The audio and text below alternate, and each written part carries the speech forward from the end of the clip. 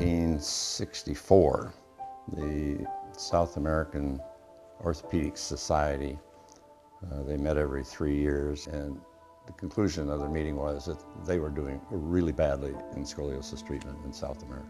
And they came to the conclusion they had to invite some guru, some real expert, to come to South America and travel around and see the situation and tell them what to do. And they picked Dr. Moulton. He was invited back for the follow-up trip. But they wanted him to stay for 3 months. They wanted him to do clinics and surgeries and lectures. Well, he was chairman of the department. He couldn't spend 3 months there. So he said, I'll bring a young assistant along. And that was me. One of the really important aspects of Dr. Winter's life and this global outreach program is we should always appreciate the background of Dr. John Moe.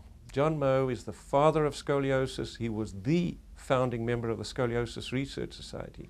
And he, together with a lot of other wise men, founded the Scoliosis Research Society. This fellowship will allow a qualified spine surgeon to visit any country outside of his own or her own country of practice for an in-depth experience in spine deformity and scoliosis surgery.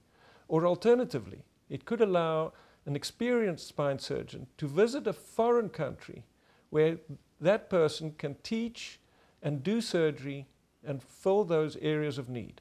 It's about patient care and having patients get the best that there is available. This endowment is very important for us as a spine surgeon who had the chance to learn and excel in our specialty. It is our turn, it's our duty to be able to help others, younger surgeons, to come and learn. Our contribution today, it will help others to have the same chance all of us had to learn and to apply our knowledge for the care of our patients. We had a girl that came out of the slums of Sao Paulo, terrible curvature of the spine, 130-some degrees. She was going to die. So we did this big surgery on her. But the problem was, you know, you go down there for 3 months or 2 months or whatever, and you don't know the result of the surgery, you know. And it was so heartwarming when Dr. Moe and I went back for the 20th reunion of our trip. They brought in several of the patients that we'd operated on 20 years before, and she was one of them. She and I had a problem because I didn't speak Portuguese, and of course she didn't speak English. And so we couldn't communicate, you know, and this frustrated her so much that she told the nuns that ran the school at the Crippled Children's Hospital there, she wanted to learn English.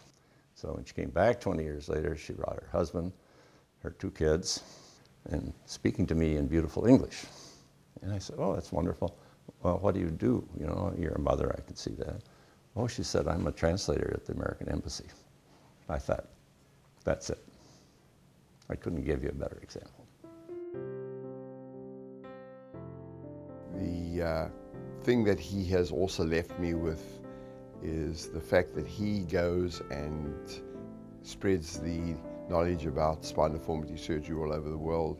I do the same thing, and I know it's because I've had an example of what he's done that I am following in his footsteps. Ultimately, what we're really trying to do is to do further global outreach.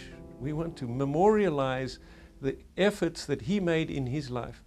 This is more about setting up an endowment and a fellowship program that is going to benefit patient care everywhere else. Dr. Winter is the vehicle to further that. Our main message is to care for the patient appropriately and to the state of the art. But also my message to the non-surgeon people who will contribute for this fund, it is a goodwill service to help other patients around the world to get the best care they need for their spine deformity. This fellowship is different from other traveling fellowships as it seeks to provide an in-depth training for 6 months or potentially longer. It also provides the opportunity for the development of mentoring by the more experienced spine surgeons and the development of relationships that will foster ongoing quality care for patients in areas of need. In the words of Steve Richards, our recent past president, It's a fantastic yearly global educational opportunity for our society's members. On behalf of the International Steering Committee for this very worthwhile cause, I'm asking you to please dig deep into your pockets to support the mission of the SRS and this specific fellowship. Our goal is to reach $1.5 million. Please make a pledge today. Thank you for caring, thank you for your participation. And for those of you that have already contributed generously, thank you.